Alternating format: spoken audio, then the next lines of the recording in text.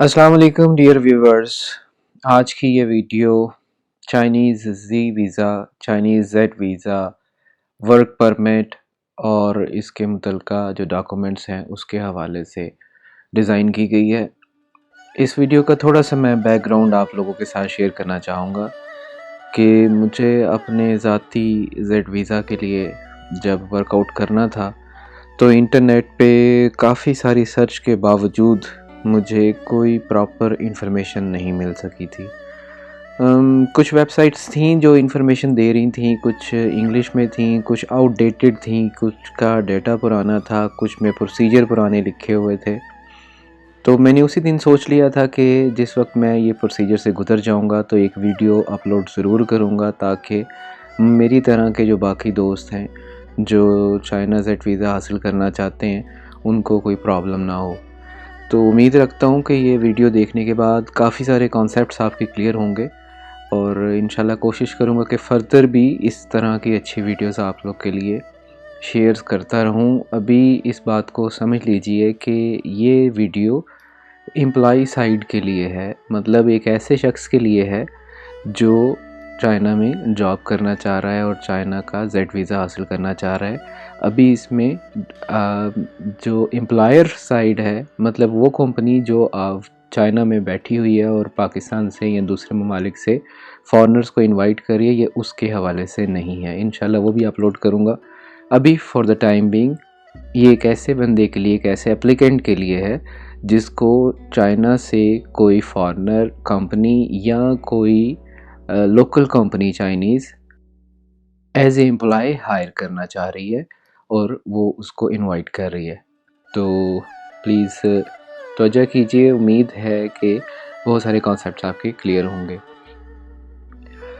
किसी भी तफसील में जाने से पहले सबसे पहले हमें चाइना की जो वीज़ा है उसकी कुछ बेसिक इकसाम है उसके बारे में जनरल नॉ-हाउ होना ज़रूरी है। चाइनीज़ वीज़ाज़ बहुत सारे टाइप्स के हैं जिनमें CDFG J1 J2 L M Q1 Q2 R S1 S2 X1 X2 और Z वीज़ा। ये वो टाइप्स हैं जो चाइनीज़ एम्बेसी फॉरेनर्स को इशू करती है। इन कैटेगरीज़ के जो वीज़ाज़ हैं वो इशू करती है। इनमें से कुछ जो इम्पॉर्टेंट है और कुछ जो आम फहम है मैं कोशिश करता हूँ थोड़ा वजाहत कर दूँ। For example type C visa जो है ये क्रू मेंबर्स के लिए है, जो एयरलाइन का स्टाफ है उनके लिए। इसी तरीके से जो टाइप जी वीज़ा है ये ट्रांज़िट वीज़ा कहलाता है। अगर आपकी कोई ऐसी फ़्लाइट है जो डेस्टिनेशन कंट्री कोई और है और आपको रास्ते में स्टे करना पड़ रहा है 24 आवर्स के लिए, 48 घंटे के लिए, तो उसके लिए जी वीज़ा इशू किया जाता है। उसके बाद कुछ स्टूडेंट वीज़ाज़ होते हैं, X2 और X1 होता है। X2 वीज़ा ऐसा वीज़ा है जिसमें जो स्टूडेंट है वो लेस देन 180 डेज़ जिसका स्टे होता है चाइना में, जबकि जो जिनका लंबा ड्यूरेशन होता है उनके लिए X1 वीज़ा होता है, लेकिन ये स्टूडेंट कैटेगरी में आता है जहाँ नॉर्मली मोर देन 180 डेज़ 180 दिनों से ज़्यादा का स्टे चाइना में रिक्वायर्ड होता है। तो ये तो अभी तक थे डिफरेंट वीज़ाज़। इसमें जो सबसे ज़रूरी जो आज का हमारा टॉपिक है वो है जेड वीज़ा, जिसको वर्क वीज़ा भी कहा जाता है, अकामा आम लैंग्वेज में जिसको हम बोलते हैं। तो आज का जो हमारा टॉपिक है बेसिकली वो टाइप जेड वीज़े के बारे में इंफॉर्मेशन है जो कि वर्किंग वीज़ा कहलाता है।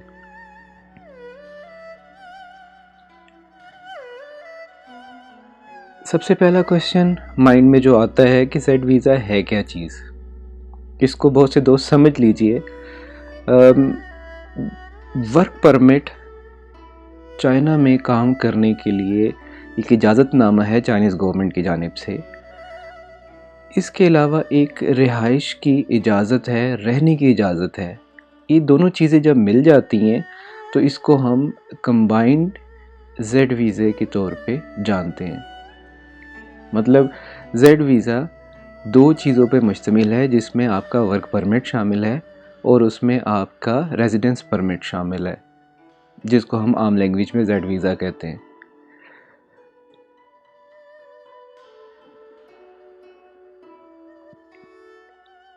नेक्स्ट क्वेश्चन के वर्क परमिट हासिल करने के मराहिल क्या हैं, ये किस तरीके से ये वर्क परमिट हमें मिलेगा जिसकी बेस पे हमें जेड वीज़ा मिलेगा। वर्क परमिट हासिल करने के 3 मराहिल हैं, इनको समझ लीजिए काइंडली। इसमें से 2 मराहिल ऐसे हैं जो चाइना में पूरे किए जाएंगे और एक मरहला ऐसा है जिसमें आप अपने होम कंट्री में, इस एग्जांपल में हमने होम कंट्री पाकिस्तान लिया हुआ है, जिसमें से एक प्रोसीजर का जो हिस्सा है वो आप पाकिस्तान में पूरा करेंगे। फॉर एग्ज़ाम्पल सबसे पहले वर्क परमिट हासिल करने के लिए किसी भी कंपनी को ऑनलाइन अप्लाई करना पड़ता है। अब वो सिलसिला ख़त्म हो गया जो एजेंट्स मैनुअली एप्लीकेशंस को फॉरवर्ड करते थे। अब सब कुछ साफिया वेबसाइट के ऊपर उन्होंने एक अकाउंट बनाने की फैसिलिटी दे दी।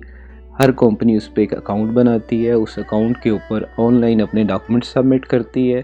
डॉक्यूमेंट सबमिट करने के बाद एक वर्क परमिट नोटिस इशू किया जाता है ऑनलाइन, जो कि कंपनी पाकिस्तान में अपने एम्प्लॉय को भेजती है कि जी इस वर्क परमिट नोटिस के अगेंस्ट आप चाइनीज़ एम्बेसी जाइए और वहाँ से जेड वीज़े का जो फर्स्ट स्टेप है उसको क्लियर करके आइए।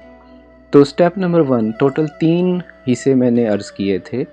2 हिस्से जो चाइना में कवर होने, उनमें से पहला हिस्सा आप देख रहे हैं वो है application of work permit notice, यानी कि वर्क परमिट हासिल करने के लिए सबसे पहले हमें वर्क परमिट नोटिस चाहिए। ये क्या चीज़ होती है, ये आगे अगली स्लाइड्स में आपके पास तस्वीरें भी आ जाएंगी ताकि आप बेहतर तरीके से समझ जाएं। ओके, वर्क परमिट नोटिस जब इशू हो जाता है उसके बाद आपको पाकिस्तान के अंदर जो चाइनीज़ कॉन्सुलेट है, मोस्ट प्रोबेबली आप इस्लामाबाद जाएंगे। इस्लामाबाद में आप जेड वीज़ा अप्लाई करेंगे जो कि 000 वीज़ा होगा, जो 1 टाइम एंट्री की आपको इजाज़त देगा। ये आपका पाकिस्तान के अंदर रहते हुए जो प्रोसीजर था ये वो है। उसके बाद जब आपके पास जेड वीज़ा आ जाएगा फिर आप चाइना में एंटर होंगे। चाइना में एंटर होने के बाद आपका जो टेंटेटिव 000 वीज़ा है उसको कन्वर्ट करने के लिए पहले आपका वर्क परमिट इशू होगा, जो कि कार्ड की शक्ल में अब तैयार किया जाता है चाइना में। वर्क परमिट आपका इशू होगा, उसके बाद आपका जो 000 वीज़ा है वो रेजिडेंस परमिट यानी कि जेड वीज़े में तब्दील किया जाएगा। ये तो एक ओवरव्यू था, अब इसकी जो तफसील है वो आने वाली स्लाइड्स में आपके लिए पेश की जा रही है। उम्मीद है कि आपको क्लियर हो जाएगा। एक बात को समझ लीजिए कि जो हमारा अल्टीमेट एम है, जिसको हम कहते हैं कि जी हमें जेड वीज़ा चाहिए, उस जेड वीज़े को हासिल करने के लिए आपको पहले एक वर्क परमिट चाहिए। ये वर्क परमिट आप तब तक हासिल नहीं कर सकते जब तक आपको वर्क परमिट नोटिस इशू नहीं हुआ होगा। ये एक तरह का वर्क परमिट नोटिस जो है ये एक तरह का इनविटेशन लेटर है। तो जेड वीज़ा हासिल करने के लिए आपको वर्क परमिट चाहिए और वर्क परमिट के लिए आपको वर्क परमिट नोटिस चाहिए। सो हम लोग सबसे पहले step number 1 work permit notice जो है उसके हवाले से कुछ बात करते हैं।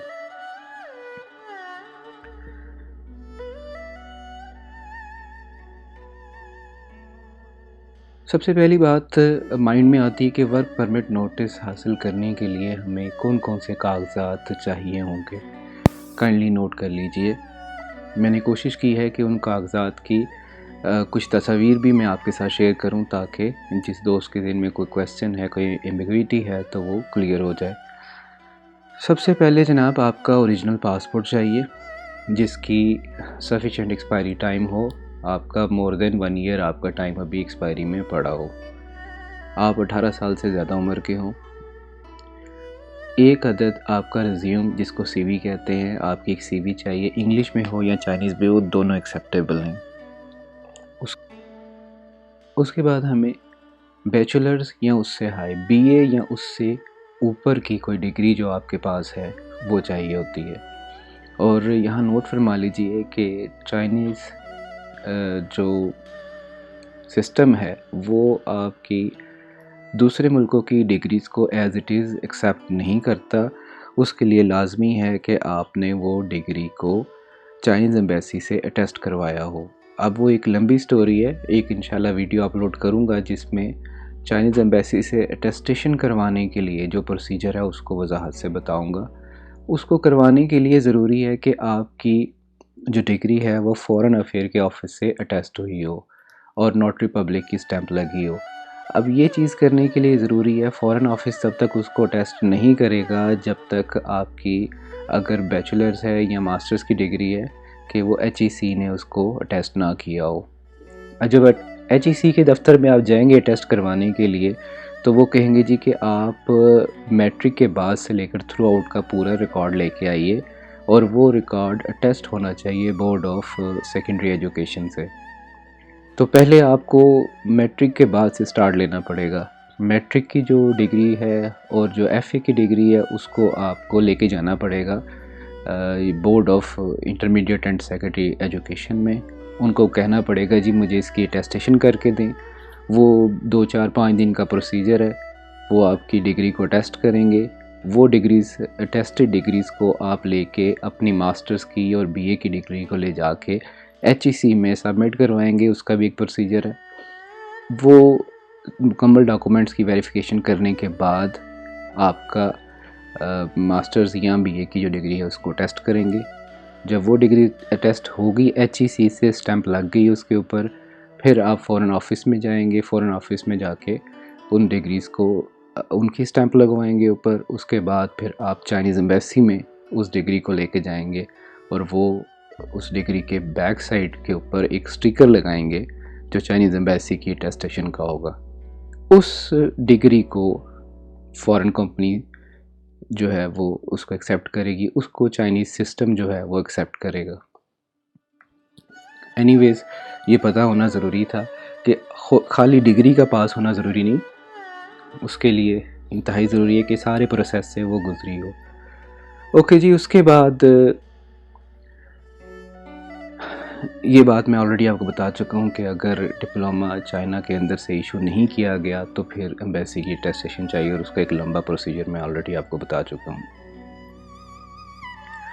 ओरिजिनल रेफरेंस लेटर चाहिए आपका किसी फॉरेन कंपनी से। मतलब उसका ये है कि आप जिस फील्ड के लिए चाइना कंपनी में जा रहे हैं, मतलब मार्केटिंग की फ़ील्ड है, सेल परचेज़ की फ़ील्ड है, पाकिस्तान में किसी कंपनी में आपने कम से कम 2 साल उस फील्ड में काम किया हो, उसका एक लेटर आपको उस कंपनी ने इशू किया हो कि जी ये बंदा 2 साल इधर काम कर चुका है इस फील्ड के अंदर और हम इससे सेटिस्फाइड हैं। एक जनरल लेटर जिस तरह होता है, एक्सपीरियंस लेटर जिसको हम बोलते हैं, वो हमें किसी लोकल कंपनी का चाहिए और उस पर स्टैंप होनी चाहिए। एक यहाँ पॉइंट बड़ा ज़रूरी है, काइंडली नोट फरमा लीजिएगा कि आपके फाइनल डिग्री जो एजुकेशन डिग्री है, फॉर एग्ज़ाम्पल आपने मास्टर्स किया है तो मास्टर्स के बाद एक सीक्वेंस में नज़र आना चाहिए कि आपने 1995 में अगर मास्टर्स किया है तो फिर पता चलना चाहिए कि 96 से लेकर आपने 98 तक या थ्रू आउट जब तक भी आपने ये काम किया है, आपका एक्सपीरियंस लेटर है, ये चीज़ें ओवरलैप नहीं होनी चाहिए क्योंकि उनका सिस्टम इस चीज़ को रीड करता है डेट्स को। बाज़ औक़ात मिस्टेक हो जाती है कि आपने मास्टर्स बाद में किया हुआ है और आपने वर्किंग अपनी जो एक्सपीरियंस लेटर है उसमें आपने पहले से शुरू कर दी है, तो सिस्टम बहुत जल्दी ऐसी मिस्टेक को पकड़ता है। तो काइंडली ज़रा इस पे एहतियात कीजिएगा। ओके, उसके बाद हमें जनाब पुलिस करैक्टर सर्टिफिकेट चाहिए। पुलिस करैक्टर सर्टिफिकेट कैसे हासिल करना है, कहाँ से हासिल करना है, उसका प्रोसीजर क्या है, इसकी भी एक अलग से वीडियो इंशाल्लाह अपलोड करूँगा।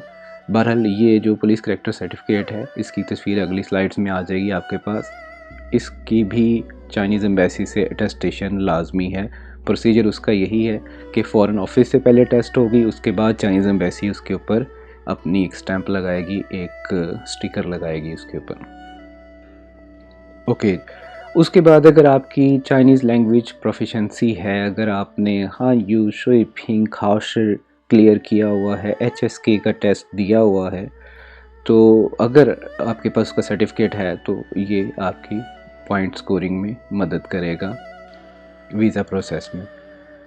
उसके बाद जी मेडिकल चेक रिपोर्ट आपका, जिस तरह दूसरे मुल्कों में काम के लिए जाने से पहले मेडिकल होता है, चाइना में भी जाने से पहले मेडिकल होता है। इसकी तफसीलात आने वाली स्लाइड में मैं आपको बताऊंगा। कलर फ़ोटोज़ आपकी चाहिए। चाइनीज़ एम्बेसी कलर फ़ोटोज़ जो मांगती है उसमें बैकग्राउंड वाइट कलर की मांगती है। और इसके अलावा एक मसला ये भी है कि उसके साइज़ जो हैं वो बड़ा स्ट्रिक्टली चेक करते हैं, इसलिए वहाँ जाने से पहले इस साइज़ की डिटेल जो एक मैंने स्लाइड बनाई है जिसमें आप साइज़ डिटेल के बारे में देख सकेंगे, काइंडली उसको फॉलो कीजिएगा, वरना एम्बेसी वाले इसको एक्सेप्ट नहीं करते, चक्कर लगवाते हैं। तो ये 9 जो डिटेल्स आपके पास लिखी आ गई हैं, इनको सेव कर लीजिए, इनको याद रख लीजिए कि ये चीज़ें आपको रिक्वायर्ड हैं वर्क परमिट नोटिस लेने के लिए। यानी कि अगर कोई चाइनीज़ कंपनी आपको एम्प्लॉय रखना चाहती है तो आपसे वो ये सब चीज़ें मांगेगी। इनका इन टाइम अरेंजमेंट कर लीजिए ताकि बाद में आपको परेशानी ना हो, क्योंकि हर चीज़ पाकिस्तान के अंदर हर चीज़ के कुछ स्टेप्स हैं, डिग्रीज़ की वेरिफिकेशंस के स्टेप्स हैं और वो वीक बाय वीक वो टाइम लेते हैं। तो ऐसा ना हो कि हम मतलब 11th आवर में भाग दौड़ लग जाए और हम लोग मतलब टाइम की तरफ से लैग कर दें। एनीवेज जी,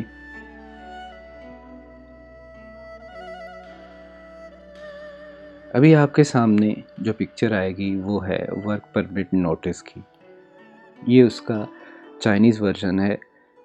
जब आपने पिछली स्लाइड पे बताए हुए तमाम डॉक्यूमेंट्स किसी चाइनीज़ कंपनी को प्रोवाइड कर दिए तो वो कोई 1 हफ़्ता 1.5-2 हफ़्ते के प्रोसीजर के अंदर डिपेंड करता है, क्योंकि वो सब ऑनलाइन सिस्टम है। उसने अपनी मर्ज़ी से रिप्लाई करना है। समटाइम्स 1 वीक के अंदर आंसर आ जाता है, समटाइम्स 15 दिन के अंदर आ जाता है, समटाइम्स 1 महीना भी लग जाता है।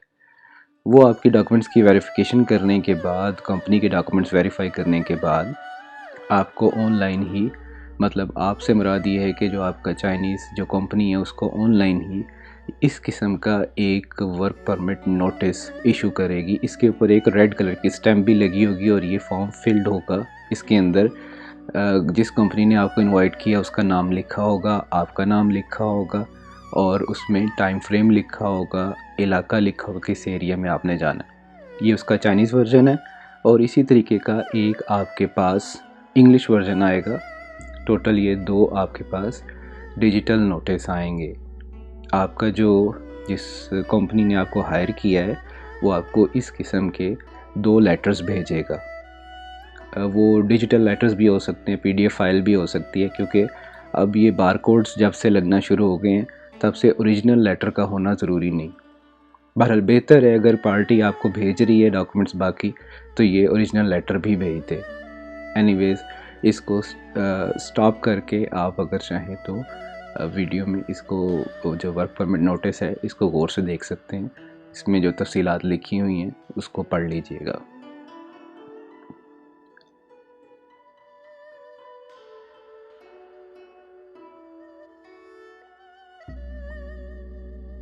अब स्टेप ये हुआ कि वर्क परमिट नोटिस आपके पास आ गया।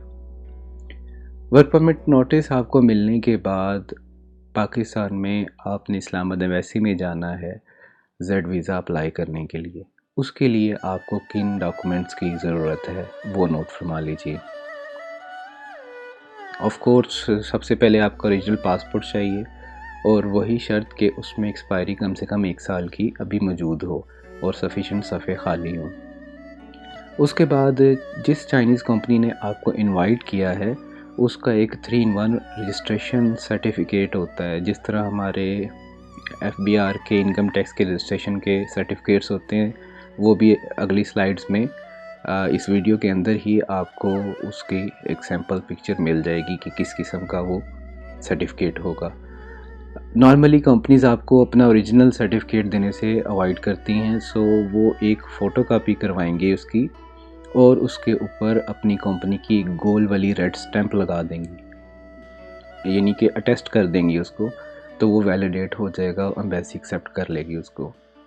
उसके बाद ये इम्पोर्टेंट चीज़, एक कंपनी आपको ये कॉन्ट्रैक्ट लेटर इशू करेगी वो ओरिजिनल चाहिए, उस पर कंपनी की स्टैंप होनी चाहिए। अपने लेटर हेड के ऊपर वो शराइत लिख के आपको भेजेगी कि जी इस बंदे को हमने इन शराइत के अगेंस्ट अपनी कंपनी में हायर किया है। उसका भी एक सैंपल आपके पास आ जाएगा। बाज़ औक़ात लेटर हेड होना ज़रूरी नहीं भी होता, उसमें एक चाइनीज़ तहरीर होती है, एक ऑफिशियल तहरीर होती है। जिस तरह हमारे यहाँ बने बनाए कुछ सैम्पल टेम्पलेट्स मिल जाते हैं, इसी तरीके से चाइनीज़ भी वो टेम्पलेट को फॉलो करते हैं और उसको फिलअप करके उस पर अपनी स्टैंप लगा के भेज देते हैं, वो भी वैलिडेट है। ओके जी, नेक्स्ट आपको अपने पासपोर्ट की जो डिटेल्स वाला पेज है उसकी फ़ोटोकॉपी चाहिए, और अगर कोई प्रीवियस वीज़ा चाइना का है तो वो भी सपोर्टिंग के लिए साथ लगाना है। उसके बाद जी आपको हेल्थ सर्टिफिकेट यानी कि मेडिकल टेस्ट रिपोर्ट जो आपने करवाई थी वो साथ चाहिए ओरिजिनल।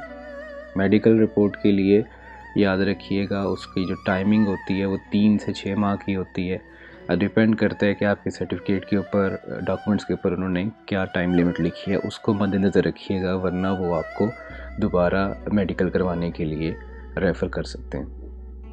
उसके बाद जी रिक्वायरमेंट तो उनकी होती है पुलिस क्लियरेंस सर्टिफिकेट की, लेकिन क्योंकि ये हमें चाइना में भी आगे जाके यूज़ करना है, इसलिए बेहतर ये है कि इसकी कॉपी जो है, इसकी फ़ोटोकॉपी आप अपने डॉक्यूमेंट्स के साथ लगाइए। उसके बाद आपकी 2 कलर्ड फ़ोटोज़ चाहिए, और फ़ोटोज़ के साइज़ के बारे में ऑलरेडी बता चुका हूँ कि चाइनीज़ एम्बेसी बहुत केयर करती है, इसलिए आपने भी जो डायमेंशंस आएंगी अगली स्लाइड्स में उसको फॉलो करना है। ओके, और लास्ट में एक वीज़ा फॉर्म आपने फिल करना है, उसके आखिर में सिग्नेचर ज़रूर करने हैं, वरना वो इस चीज़ को नामुनासिब समझते हैं कि आपने उसके सिग्नेचर नहीं किए हुए अपने वीज़ा फॉर्म के ऊपर। जो डॉक्यूमेंट्स अभी आपको मैंने बताए हैं, 1 बाय 1 करके उनको देख लीजिए कि उनकी शक्ल किस तरह की है और उसमें क्या डिटेल लिखी गई है। सबसे पहले जो कंपनी की रजिस्ट्रेशन का सर्टिफिकेट है, ये चाइनीज़ कंपनी का इंग ये चिरचाओ है, इंग ये चिरचाओ, और ये फूपन कॉपी है। फूपन ये वो कॉपी है जो A4 साइज़ में होती है। इस कॉपी की फ़ोटोकॉपी करवानी है और उसके ऊपर कंपनी ने अपने नाम की जो गोल्ड स्टैंप होती है वो ऊपर लगा देनी है, वो अटेस्ट हो जाएगी। जब ये आपको बाकी डॉक्यूमेंट्स भेजें, वर्क परमिट नोटिस भेजें, तो ये साथ आपको अपना ये इंग ये चिरचाओ की कॉपी यानी कि जो रजिस्ट्रेशन सर्टिफिकेट है इसकी फ़ोटोकॉपी अटेस्टेड वो भेजें। नेक्स्ट जी,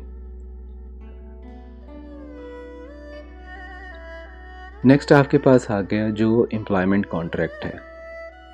आपके सामने एक तस्वीर में एक कंपनी का एम्प्लॉयमेंट कॉन्ट्रैक्ट आ गया। किसी भी शक्ल में हो सकता है ये, सिर्फ जो बातें ज़रूरी इसमें याद रखने वाली हैं कि इसमें चंद चीज़ें लाजमी लिखी होनी चाहिए।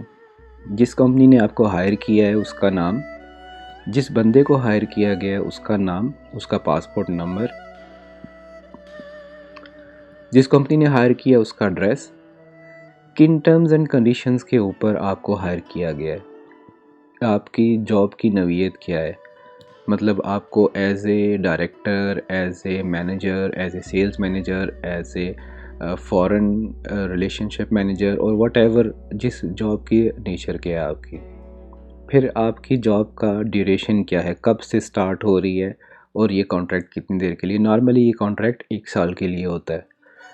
ओके जी, उसके बाद इसमें और क्या ख़ास चीज़ ज़रूरी चाहिए होती है, उसके अलावा कुछ टर्म्स एंड कंडीशंस होती हैं कि हर महीने की किस तारीख तक आपको तनख्वाह मिल जाएगी, और सबसे ज़रूरी चीज़ कि तनख्वाह कितनी डिसाइड हुई है। यहाँ ये बात इंतहाई ज़रूरी है कि आपकी जो कंपनी है जिसने आपको इनवाइट किया है वो इस कॉन्ट्रैक्ट के अंदर सेम वही तनख्वाह लिखे जो उसने आपका केस सबमिट करवाते हुए लिखी थी, क्योंकि चाइनीज़ एम्बेसी जो इस्लामाबाद में मौजूद है वो इस कंपनी के डॉक्यूमेंट्स के साथ फौरी तौर पे मैच कर लेती है। जो आपका वर्क परमिट नोटिस आया हुआ है उसके ऊपर आपका वर्क परमिट नंबर लिखा होता है, वो उसको वेरीफाई करेंगे, उसके अंदर सारा फॉर्म फिल्ड आ जाएगा जो कंपनी ने वहाँ अप्लाई किया हुआ था। तो ये चीज़ें कंपनी नॉर्मली तो अगर तो चाइनीज़ कंपनी है तो वो ऑलरेडी इस चीज़ को जानती हैं, अदरवाइज़ इसको वेरीफाई कर लीजिएगा कि जो एप्लीकेशन उन्हें अप्लाई करते वक्त जितनी तनख्वाह लिखी थी आपके एम्प्लॉयमेंट कॉन्ट्रैक्ट के ऊपर भी उतनी ही लिखी होनी चाहिए। जो जॉब की डिस्क्रिप्शन वहाँ लिखी थी एम्प्लॉयमेंट कॉन्ट्रैक्ट पे भी वही लिखी हो और ये ड्यूली टेस्ट हो, यानी कि इसके ऊपर कंपनी ने अपनी गोल वाली स्टैंप जो है वो लगाई हो। उसके बाद जी आपके पास आ जाएगा जो पुलिस कैरेक्टर सर्टिफिकेट है। ये कुछ देखने में इस किस्म का है। इसको नो क्रिमिनल रिकॉर्ड सर्टिफिकेट भी कहा जाता है। पंजाब के अंदर जो ये कैपिटल सिटी पुलिस जो है ये सीपी ऑफिस से इशू किया जाता है। उसकी शक्ल कुछ इस किस्म की होती है। इसके अंदर सारी डिटेल्स आपका नाम, किस इलाके में रहते हैं वगैरह, वल्दियत और ये सारी चीज़ें इसमें लिखी होती हैं। मैं ऑलरेडी बता चुका हूँ कि पुलिस कैरेक्टर सर्टिफिकेट कैसे लेना है, किस जगह से लेना है, प्रोसीजर उसका क्या है। कोशिश है कि उसकी भी एक वीडियो जल्द अपलोड करूँ।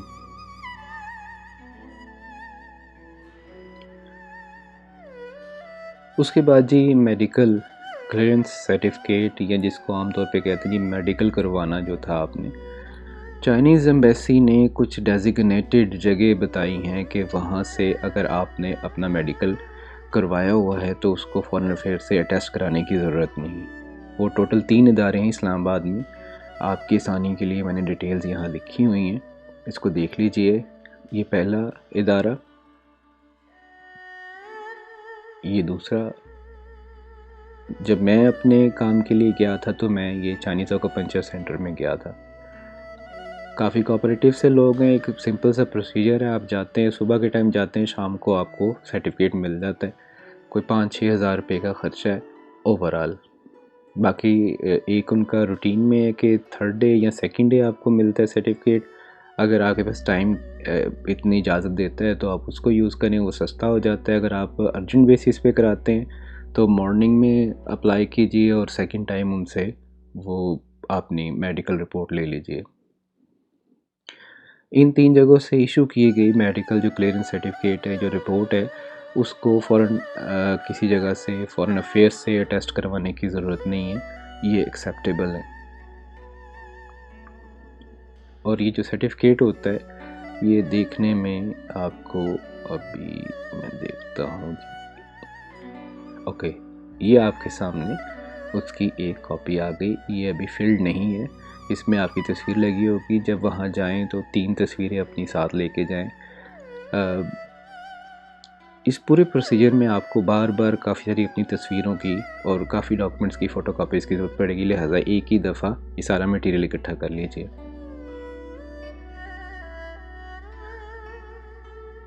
ओके जी, मेडिकल के बाद जो तस्वीर है, तस्वीर के बारे में भी जो मैं अर्ज़ कर रहा था ऑलरेडी कि काफ़ी वहाँ सख्ती है। जो पिक्चर साइज़ है उसको ज़रूर फॉलो कीजिएगा। मैं ज़्यादा टाइम इस पे नहीं लगाऊंगा। तमाम डायमेंशंस तस्वीर में दी गई हैं। इस वीडियो को स्टॉप करके आप ये तमाम डिटेल को नोट कर सकते हैं। वैसे ये तमाम इन्फॉर्मेशन उनकी चाइनीज़ एम्बेसी की वेबसाइट पे भी मौजूद है, अगर कोई दोस्त फर्दर डिटेल में जाना चाहता है। सिर्फ इसमें ऐसा है कि फेस सामने ना चाहिए, लाइट कम ज़्यादा ना हो, कोई अपना हेड टिल्ट ना किया हो, टेढ़ा ना किया हो, साइड पोज ना हो, ग्लासेस ना लगे हों, कोई ज्वेलरी ना पहनी हो। ये जनरल रिक्वायरमेंट्स हैं जो किसी भी एम्बेसी की तस्वीर के लिए होती हैं। एनीवेज जी, नेक्स्ट हम चलते हैं आगे।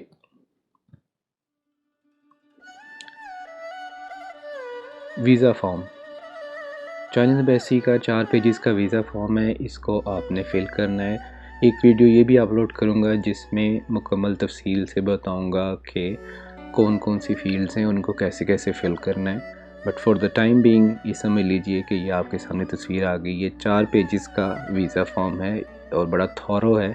इसमें आपको इन्वाइटर की डिटेल भी लिखनी पड़ती है, किसने आपको बुलाया है और टेंटेटिव डेट आपकी जाने की क्या है, अपना साइन भी करने हैं, बीच में तारीख भी लिखनी है, वगैरह वगैरह। जब ये तमाम डॉक्यूमेंट्स लेके आप एम्बेसी चले जाएंगे, एम्बेसी वाले इनको चेक करेंगे, उसके बाद आपके डॉक्यूमेंट्स सबमिट कर लिए जाएंगे, आपको टाइम दे दिया जाएगा और आपको एक पासपोर्ट पिकअप रिसीट दे दी जाएगी जो देखने में इस तरह की होगी।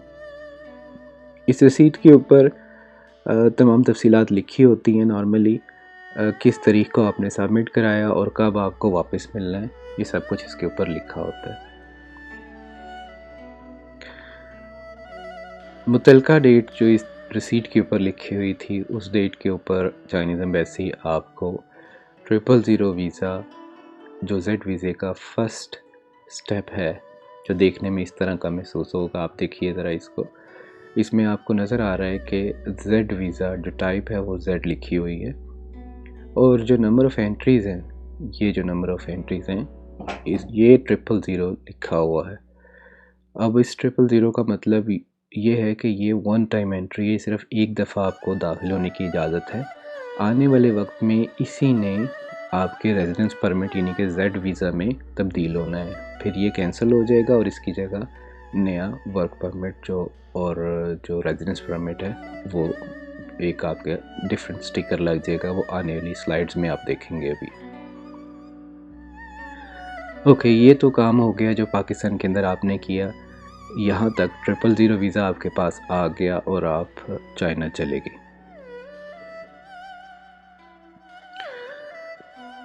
चाइना जाने के बाद क्या मराहिल हैं, पहले उनको समझ लीजिए।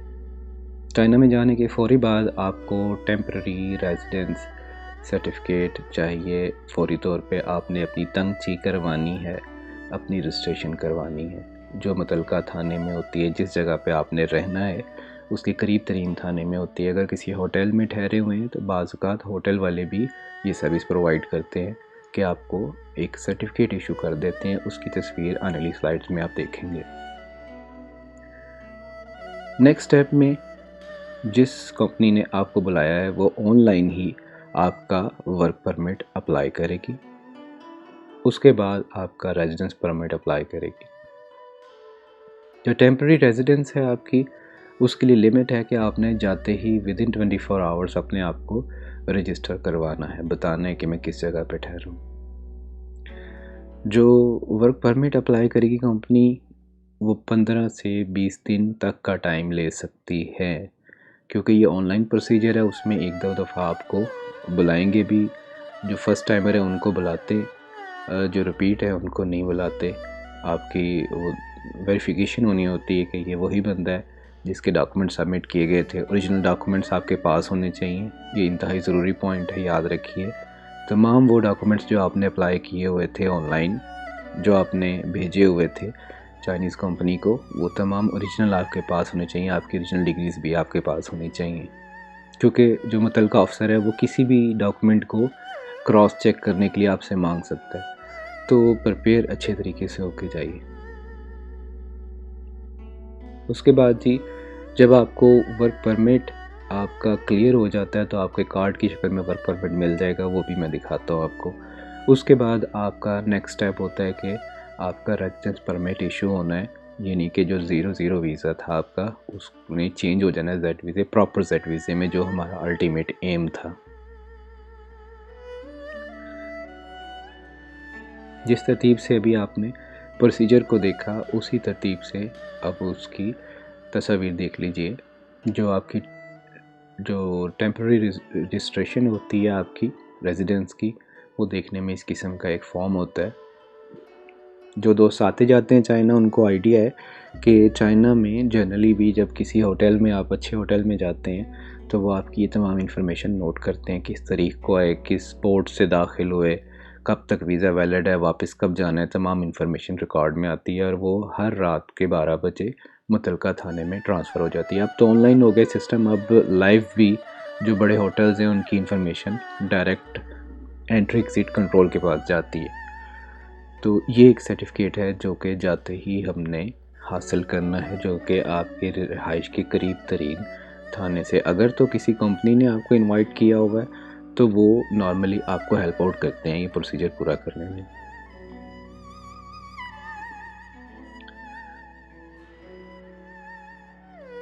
ये आपके सामने वर्क परमिट कार्ड की शक्ल आ गई।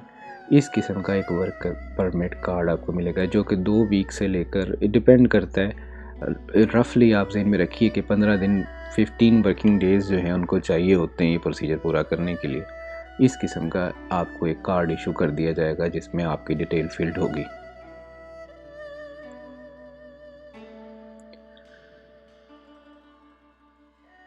इस कार्ड के इशू होने के बाद फाइनल स्टेप जो है, समटाइम्स ये भी मोर देन 7 डेज़ ले जाता है, 15 दिन तक चला जाता है। So it all depends upon situation और जो भी सूरत हाल चल रही है और आपकी वेरिफिकेशंस के डॉक्यूमेंट्स के ऊपर डिपेंड करता है कि कितना टाइम लगता है। ये आपके सामने फाइनली जेड वीज़े की तस्वीर आ गई। इस किस्म का जेड वीज़ा आपके 000 वीज़े को चेंज करने के बाद इस किस्म का वीज़ा आपके पासपोर्ट पर लग जाएगा, जिसके ऊपर आपकी एंट्री डेट और आपके इसकी एक्सपायरी डेट लिखी होगी। तो जनाब, ये एक जनरल ओवरव्यू था इस सारे प्रोसीजर का। इसमें फ़र्दर कोशिश करूँगा कि वक्त के साथ साथ जो मज़ीद कॉम्प्लिकेशंस जो आती हैं उनको भी एड्रेस करूँ, उनके बारे में भी बात करूँ। और अगर किसी दोस्त को इसके अलावा कोई प्रॉब्लम आती है तो वो मुझसे ज़रूर डिस्कस कर सकता है। मेरी कोशिश होगी कि जितना हद तक मुमकिन हो सके मैं इस वीडियो के कमेंट्स में ही आप पूछ सकते हैं ताकि बाकी दोस्त भी उससे फ़ायदा उठाएं। और बाकी इस चैनल को सब्सक्राइब कीजिए, वीडियो को लाइक कीजिए, शेयर कीजिए ताकि मैक्सिमम लोग इससे फ़ायदा उठा सकें। मज़ीद कोई सजेशन है तो वो भी आप मुझे दे सकते हैं। Thank you very much for watching this video. बहुत शुक्रिया। अल्लाह हाफ़िज़। Bye bye.